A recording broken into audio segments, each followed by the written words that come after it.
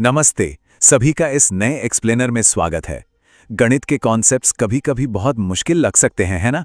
लेकिन फिक्र की कोई बात नहीं है, क्योंकि आज हम इसे बिल्कुल आसान और मजेदार बनाने वाले हैं, ताकि कोई भी विद्यार्थी इसे चुटकियों में समझ सके। आज का हमारा फोकस कार्टेशियन कोऑर्डिनेट सिस्टम पर है, और यकीन मानिए, इसे समझने के बाद कोऑर्डिनेट प्लेन बिल्कुल एक खुली किताब की तरह लगेगा। तो चलिए बिना किसी देरी के शुरू करते हैं। तो आज के इस एक्सप्लेनर का एजेंडा कुछ इस प्रकार है। पहला, कोऑर्डिनेट प्लेन की मूल बातें। दूसरा, चार क्वाड्रेंट की मैपिंग।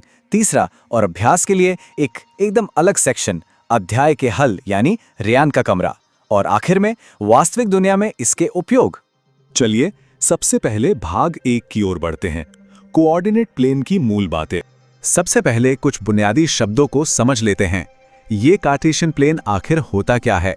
असल में ये एक ऐसा समतल या सतह है जिसमें दो कोऑर्डिनेट अक्ष, जिन्हें हम एक्सिस कहते हैं, मौजूद होते हैं। इसे अक्सर कोऑर्डिनेट प्लेन या XY प्लेन भी कहा जाता है। तो आगे से जब भी इनमें से कोई नाम सुनाई दे तो समझ जाना चाहिए कि बात इसी बुनियादी स्ट्रक्चर की हो रही है। बहुत ही सिंपल। अब इसे जरा विजुअली देखते हैं। ये जो लेटी हुई क्षैतिज रेखा दिख रही है ना, इसे X अक्ष कहते हैं, और ये खड़ी हुई ऊर्ध्वाधर रेखा Y अक्ष कहलाती है। और बिल्कुल बीच में जहां ये दोनों रेखाएं आपस में टकराती हैं, उसे मूल बिंदु या ओरिजिन कहा जाता है। इसे O से दर्शाया गया है। बस यही वो केंद्र बिंदु है जहां से इस पूरे सिस्टम की शुरुआत होती है।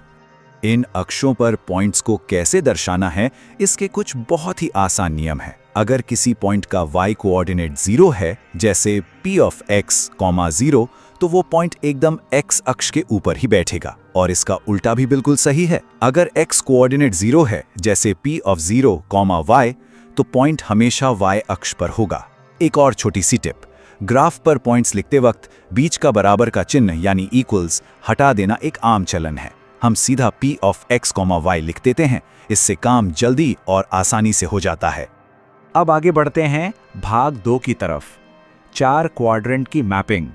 यहाँ बहुत ही शानदार तरीके से देखा जा सकता है कि कैसे X और Y अक्ष इस पूरे समतल को चार अलग-अलग हिस्सों में बांट देते हैं। इन चारों हिस्सों को ही क्वाड्रेंट या चतुर्थांश कहा जाता है। जैसा कि यहाँ साफ दिख रहा है, इन्हें रोमन अंकों I, 2, 3 और 4 से दर्शाया गया है, और वो भी घड़ी की उल्टी दिशा में, यानी एंटी क्लॉकवाइज। कौन सा पॉइंट किस क्वाड्रेंट में जाएगा, इसके लिए ये टेबल एक बहुत ही बेहतरीन चीट शीट है। क्वाड्रेंट 1 में x और y दोनों पॉजिटिव होते हैं। क्वाड्रेंट 2 में आते ही x नेगेटिव हो जाता है, लेकिन y पॉजिटिव ही रहता है। क्वाड्रेंट 3 में दोनों ही नेगेटिव हो जाते हैं, और लास्ट में क्वाड्रेंट 4 में x फिर से पॉजिटिव हो जाता है, जबकि y नेगेटिव रहता है। इसे याद रखना बहुत ही आसान है, और पॉइंट्स प्लॉट करते समय ये बहुत काम आता है। अब एक ऐसी बात जहां अक्सर कंफ्यूजन हो जाता है, तो इसे जरा ध्यान से समझना है। x कोऑर्डिनेट असल में y अक्ष से दूरी को मापता है, और बिल्कुल इसके उलट y कोऑर्डिनेट x अक्ष से दूरी को मापता है। सुनने में शायद थोड़ा उल्टा लगे, है ना? लेकिन ग्रिड पर देखने से ये बिल्कुल तार्किक और एकदम सही लगता है। अब थ्योरी से आगे बढ़ते हैं और आते हैं भाग 3 पर, जो कि चैप्टर के सॉल्यूशंस के लिए एक एकदम अलग सेक्शन है। अध्याय के हल, रेयान का कमरा। यहाँ एक कोऑर्डिनेट ग्रिड पर रेयान के कमरे का ब्लूप्रिंट रखा गया है। ध्यान दीजिए कि कमरे के कोनों को पॉइंट से दिखाया गया है। ये सिर्फ कोई बोरिंग सा ग्राफ नहीं है, बल्कि एक असली कमरे का लेआउट है, जिसे मैथ्स के जरिए समझाया गया है। और इसी मजेदार आधार पर हमारे आगे के अभ्यास टिके हुए हैं। चलिए पहले सवाल पर नजर डालते हैं। सवाल ये है कि अगर D1 और R1 मिलकर कमरे के मुख्य दरवाजे को दर्शाते हैं, तो ये दरवाजा बाईं दीवार, जिसे हमने Y अक्ष माना है, और फर्श की रेखा यानी X अक्ष से कितनी दूर है? अगर ब्लूप्रिंट को थोड़ा ध्यान से देखा जाए तो दरवाजा पॉइंट D1 से शुरू हो रहा है। ये पॉइंट मूल बिंदु यानी O से दाईं तरफ 8 यूनिट की दूरी पर है। इसका सीधा सा मतलब है कि बाईं दीवार यानी Y अक्ष से इसकी दूरी 8 यूनिट है। और क्योंकि ये दरवाजा बिल्कुल निचली रेखा पर बना हुआ है, तो X अक्ष से इसकी दूरी 0 यूनिट्स होगी। अब आते हैं दूसरे सवाल पर, जो सीधे हमारे पिछले जवाब से जुड़ा हुआ है। सवाल है, इस पॉइंट D1 के सटीक कोऑर्डिनेट क्या होंगे? यहाँ हम उसी नियम का इस्तेमाल करेंगे जो हमने थोड़ी देर पहले सीखा था। क्योंकि पॉइंट D1 बिल्कुल x अक्ष के ऊपर बैठा है, तो इसका मतलब है कि इसका y कोऑर्डिनेट तो पक्का 0 ही होगा। और क्योंकि ये y अक्ष से 8 यूनिट दूर है, तो इसका x कोऑर्डिनेट 8 होगा। तो बस D1 के कोऑर्डिनेट बन गए 8,0। एकदम सीधा और आसान। अब चीजें थोड़ी और प्रैक्टिकल होने वाली हैं। तीसरा सवाल 2 पॉइंट्स की तुलना कर रहा है। अगर दरवाजे का एक सिरा R1 11.5 पे है और दूसरा सिरा D1 8 पर है, तो दरवाजे की कुल चौड़ाई कितनी है? और साथ ही एक बहुत ही जरूरी सवाल, क्या ये जगह इतनी है कि इसमें से एक व्हीलचेयर आसानी से निकल सके? इसका जवाब है 3.5 यूनिट, और इसे निकालना बहुत ही सिंपल है। बस 11.5 में से 8 को घटा देना है, तो दरवाजे की चौड़ाई हो गई 3.5 यूनिट। अब व्हीलचेयर वाली बात पर आते हैं।